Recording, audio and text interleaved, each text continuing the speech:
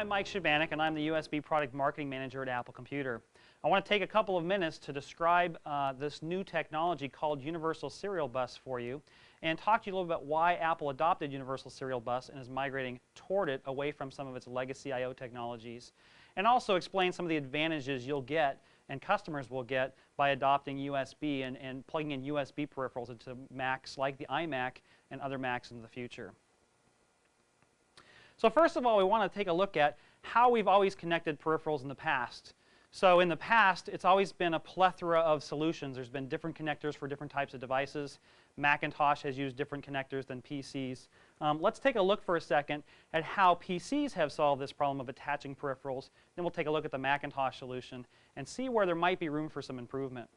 So first of all, if you take a look at the back panel of a PC system today, you're going to see a lot of different connectors. In fact, you can count them out on the screen here from left to right. There's audio in and line in. There's PS2, there's serial ports, there's a game port, a parallel port. This doesn't even show things like Ethernet and SCSI and maybe in the future FireWire and some of these other things, or USB in this case. What this means is customers who buy a device have to know in advance, do they have a port, and if they do, is it available for the device they want to plug in, or is it already used up? Because of course there's a limit to the number of ports you can have. So in the PC space, it's very confusing. There's a lot of things you have to know or have to have, and if the device or the port is not plugged in or on this board initially, you have to open up the computer and add a card. So if we look at some of the issues surrounding the Wintel space, we see a couple of things. First of all, if the connector is not on the system, you have to add it, which means opening up the computer and pulling out screws and bolts and putting in a new card, configuring that card once you have it installed, not to conflict with other cards or ports in the system. So in fact, it's possible to have a shipping system in the PC world that has open space for cards, but not any open configuration slots, if you will. No available upper memory addresses or IRQs or DMA channels, or all these things you have to configure or figure out to make the card actually function. So there's a lot of work involved in adding peripherals in that sense. Even if you add those peripherals, the technologies included on these cards or on these motherboards is somewhat limited in performance. So even when we have the ports installed correctly, we only have, say, one parallel port or two serial ports, and we may need more ports for more devices because we want to add more things to the computer. So this is still somewhat of a jumbled mess, and it's leaving the PC user in somewhat of a quandary as to how they actually attach things and when they have enough ports. Let's take a look at how the Macintosh has solved this problem. So for example, on a Macintosh, one of the things Apple has been very well known for, in fact famous for, is ease of use and plug and play. So we have standardized on three technologies in the past: ADB, Serial, and SCSI, and these have been included in every system that we've shipped. So it's been very simple for customers to add peripherals to a Macintosh. There's only three choices, and the connectors are very different, so it's very easy to tell which device plugs into which port. But, well, in fact, continuing on, it's often never required to open up a Macintosh to add a new device. You simply plug the device into one of the ports that's automatically included in every Macintosh. Configuration is pretty much a trivial thing. You just plug it in, maybe run an installer, and it's ready to go. But there are still some places where we can improve, and in fact, we want to improve. And using a new technology like USB allows us to improve. So let's take a look at some of those places where we could do better. So for example, if we take a look at the ports we talked about, ADB, Serial, and SCSI, the performance on those is sometimes limited. So in the case of ADB, we're talking about only about 10K per second, which is fine for keyboards and mice, but is not fine for some of the future things that are coming that we might want to take advantage of. So performance there is somewhat of an issue, although it's very good at plug and play. With serial ports, we have a better performance. We have about 230K per second, but we only have two ports, and adding more ports is very difficult. In fact, going past 4 ports is nearly impossible. It takes a lot of work, and it's a unique solution.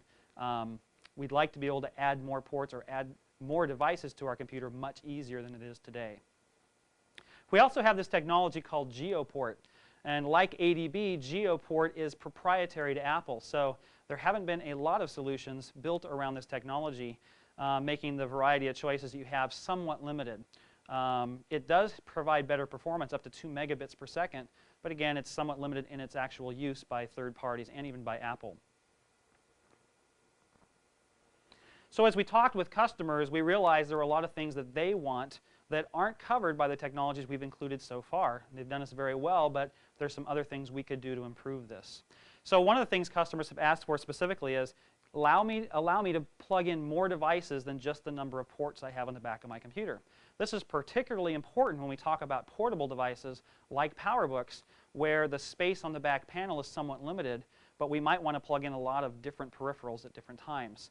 So technology that would allow further expansion outside the box would be fantastic. We also want to reduce the cost and increase the selection or the choices of these peripherals. Choosing a technology that's industry standard that can be used across platforms is a great answer to that, and that in fact is what USB represents. We also wanted to enhance compatibility of our devices. So today, devices that work for Macintoshes work across all the Macintoshes. But what would be even better is to work across any computer system. That would allow people to leverage their investment over a much broader number of systems and be able to get better advantage of the investments that they make. We also want to increase the performance of devices that we attach, as we mentioned before. And we want to reduce the complexity of adding these devices. So, for example, what makes Macintosh great is that it doesn't take a lot of administrative overhead or people or time to add things to your computer. So with Macintosh, more customers use more different devices on their same system than a comparable PC user, where it's much more difficult. So we want to continue that simplicity going forward. Developers also have their own set of needs, and these revolve primarily around helping them get a better return on their investment. So today they might design a device, be it a game controller, a joystick, or a modem, or a printer, and that device in the past was either a Macintosh device or it was a Windows device and used different connectors and different software. So rather than allowing them to develop the next generation of that particular device, they in a sense had to recreate it by creating it twice or maybe 3 times for various platforms. Well, this slows the process of innovation. We want to enhance that going forward. So again, Apple's choosing technology which leverages their investment. A single device can work across multiple different systems. It also allows them, by being able to produce just a single bit of hardware, to be able to easily forecast the numbers, leverage the volumes, and thereby lower the price to consumers and to retailers, and makes it easier for resellers to stock the right device because it's the same for any customer that might walk up. So one of the neat advantages is potentially a customer can walk down an aisle and find a device for whatever system they happen to have. And you won't have this artificial division of one platform, Macintosh aisle or Windows aisle or Unix aisle or some of these other things. So USB is a great technology that addresses many of these issues. USB is industry standard, so there's a consortium of companies that are developing the specification and building products.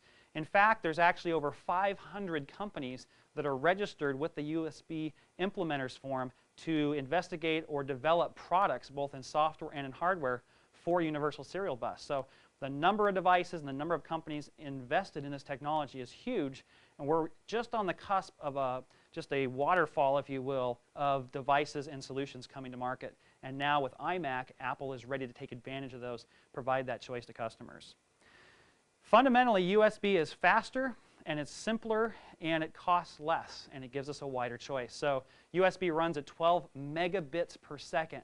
And we mentioned earlier what the performance was of previous technologies. This is a huge fire hose, if you will, of data bandwidth to make devices work even better. USB is cross-platform, and USB allows expansion up to 127 devices. So where before we might have had 2 connectors for serial, let's say, and we plug in a modem and a printer, and now I buy a camera, I have to unplug something to get the 3rd thing in. With USB, we can literally unplug something and plug it in, and it will dynamically identify that device and configure it for use. Or we can extend the number of ports. Even though my iMac or Macintosh might have 2 or 4, I can get up to 127 things attached through these extension boxes called USB hubs.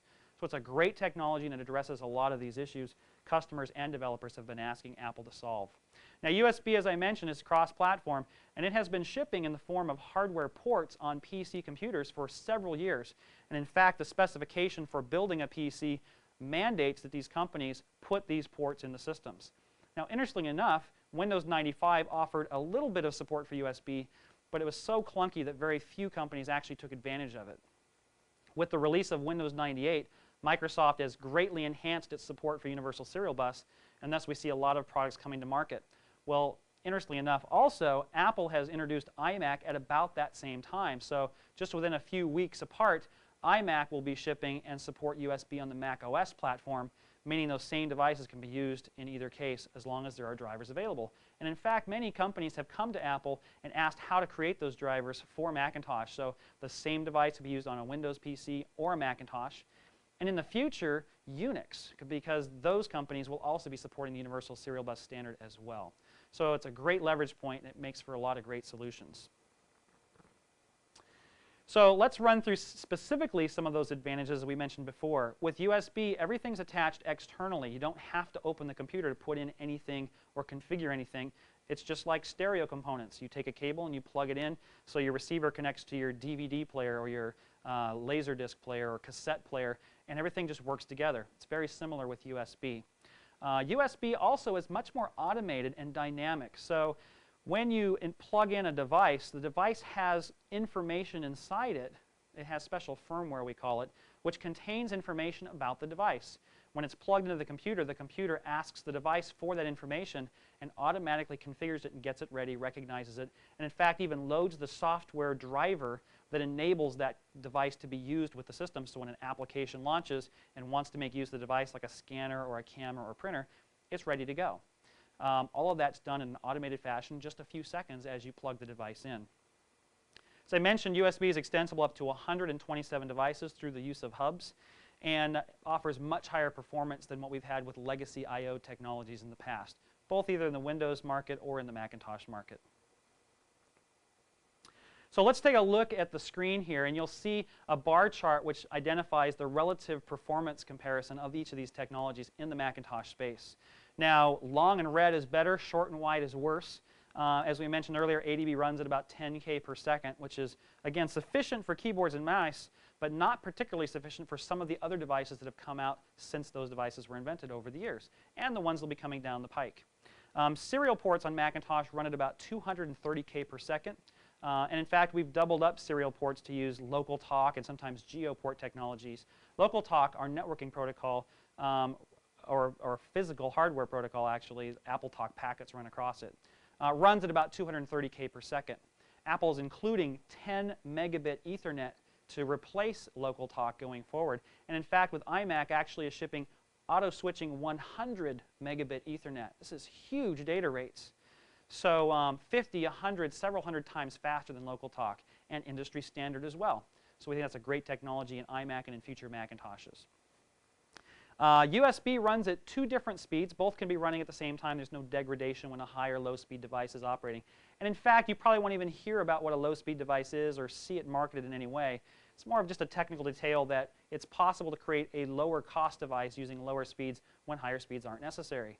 A typical example might be a mouse, which will never run at a very high rate of speed to have smooth functionality on the screen, and never have any devices attached to it to have to worry about passing high-speed data. And we can keep the price low by using low-speed grade cables. But at its maximum, USB runs at up to 12 megabits per second. This is a little faster than your 10 megabit Ethernet is today, where you have tens or hundreds of computers sharing a 10 megabit wire to transmit data. Here you have 12 megabits dedicated to just the peripherals you attach to your personal computer. So again, it's an incredible bandwidth enhancement over the old technologies. Now, USB isn't everything to everyone. There is another technology Apple will also be using called FireWire. FireWire runs at a huge data rate, extra fast, 200 and 400 megabits per second. So it's for those ultra-fast devices like digital video cameras where you want real-time, full screen, full motion images coming across the wire. It costs a little bit more, but it's more capable for those extra special applications. USB is very cost-effective and is more widespread. So both technologies complement each other, and you'll see both in future products. Just to do a quick comparison between USB and FireWire, you can see on the chart that actually a lot of the features are the same. So they're both multi-platform. They both provide power to devices across the same cable as the data transmits. They're both hot plug and play. And there's a couple of differences I wanted to point out. FireWire is peer-to-peer, so devices can talk directly to each other, whether they're peripherals talking directly or computers talking directly. With USB, you have something called a master-slave relationship, which basically means the computer controls all the devices attached to it. So devices can't take over the bus. They don't try and have a priority over the other one. The computer that the customer or you are using actually manages all those devices attached. So everything works very, very smoothly. As we mentioned earlier, USB is extendable to 127 devices. FireWire is extendable to about 64 devices. So a little bit of difference there. But primarily, FireWire is for these special applications with very, very high bandwidth requirements. USB is for just about everything else. So what do I need to actually get USB running on a Macintosh? Well, you're going to need three things. You're going to need a Macintosh with built-in USB ports. You're going to need a Macintosh operating system version that supports USB. And of course, that comes in iMac, both of those. We're including macOS 8.1 with iMac, and that understands USB. And you need a USB device. And in this case, we're picturing a USB 4-port hub, but it could be a printer, or it could be a camera, a scanner, a gamepad, a joystick. There's thousands of different types of devices that can be supported across USB. So how do you make it function? Well, it's actually pretty simple, or as we like to say, easy as 1, 2, 3.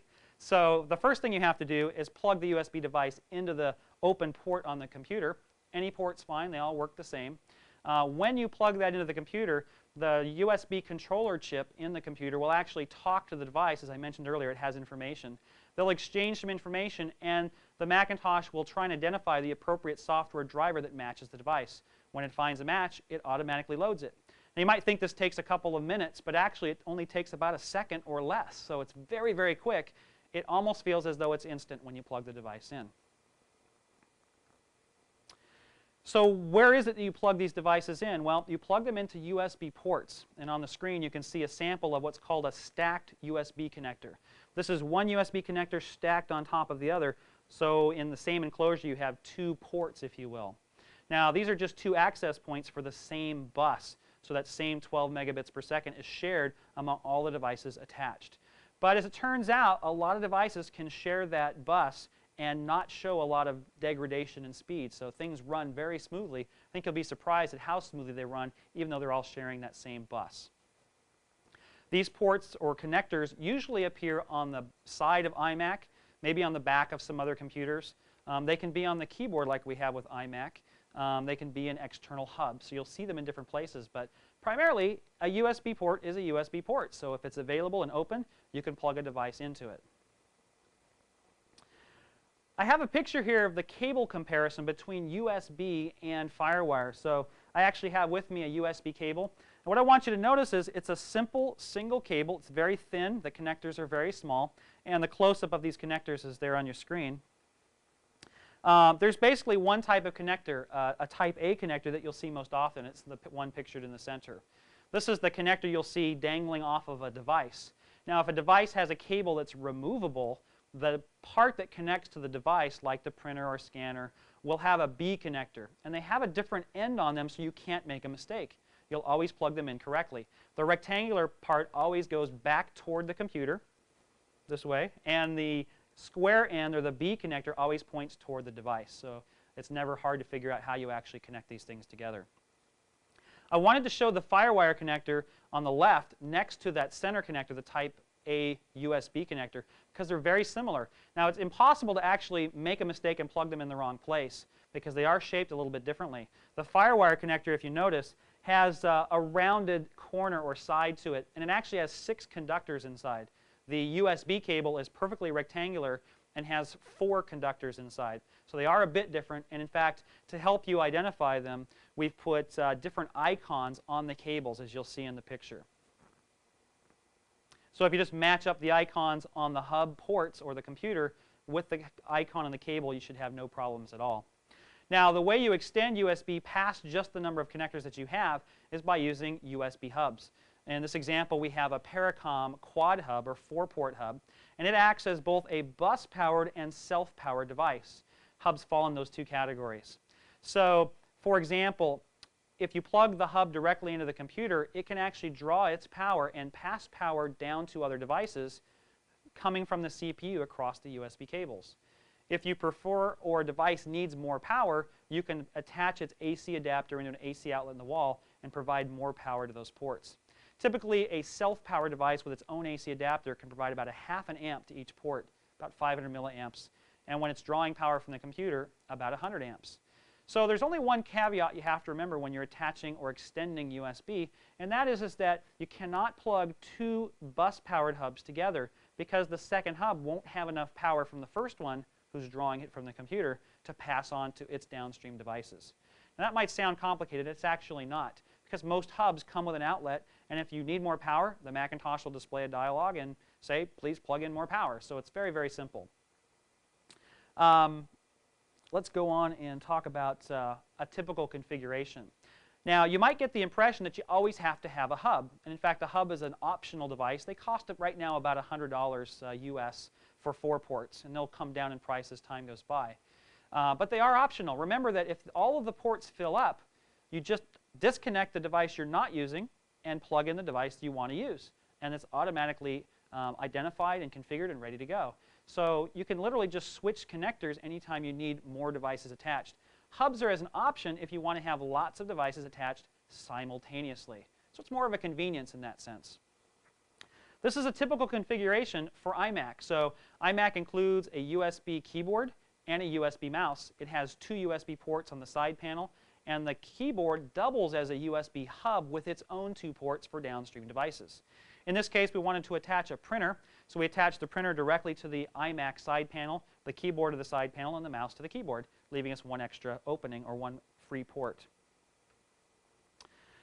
So let's run through what you might encounter and how to resolve the problem. In this case, we decided to attach simultaneously, and again, I could have just unplugged things I wasn't using and plugged these in, but for the sake of argument, we're going to attach all these at the same time. We're going to put together a joystick and a disk drive and the printer along with our mouse and keyboard. Now that's 5 devices, and we only have 4 ports on iMac. So we've elected to add a hub in the center of this picture, plug these devices into the hub. But there's a slight problem, and you might not catch this, so I just wanted to point it out. In this instance, remember the keyboard doubles as a bus-powered hub. It's bus-powered because there's no AC outlet connector on it to plug into the wall. That wouldn't make a lot of sense. So it's drawing its power from the computer, but this hub in the middle of the screen is taking its power from that other bus-powered hub, making there not be enough power to power on those downstream devices. So there's a couple of interesting and easy ways to resolve this. The first one would be just plug in the AC adapter that comes with the outboard hub, the standalone hub in the center of the screen. That'll provide enough power to those ports. Everything works great. If you don't have that hub, or that adapter rather, it's very simple to solve as well. So let's take a look at that. Actually, you just reconnect the cable from the hub on the printer so that the hub is connected to the powered port on the Macintosh.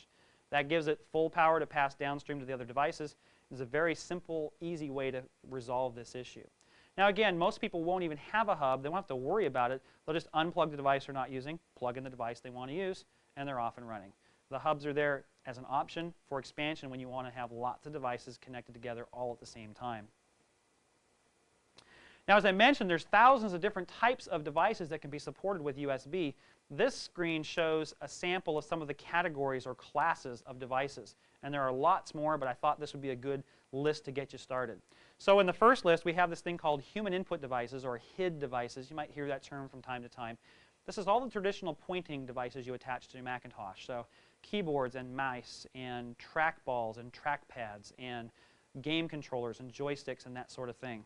There's also another list called mass storage. These are the devices that you would typically think of as maybe a zip disk drive. And in fact, iOmega has announced a USB version of their zip drive.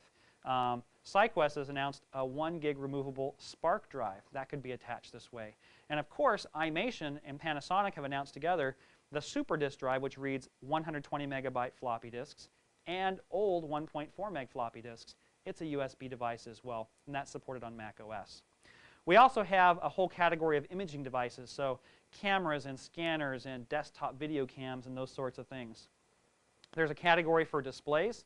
Some of you may be familiar with the ColorSync displays, which have a video out connector and also an ADB connector for controlling the characteristics of the display. Well, in the future, those displays could be made with a video out connector and a USB connector to do those control codes. So you may see some devices in the future that utilize USB technology.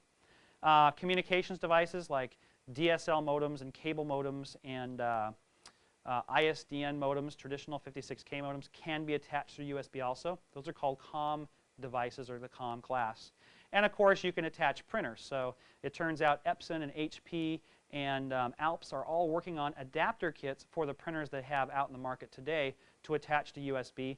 And in the future, companies are working on how to deliver USB native printers with just the USB connector in the back. You just use that simple USB cable that I showed you a little bit earlier.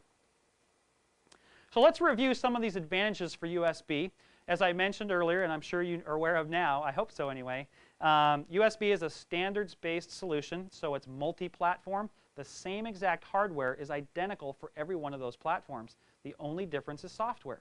So companies are likely to put in a CD-ROM in the box that has different drivers for different OSs, making that same package work for any customer.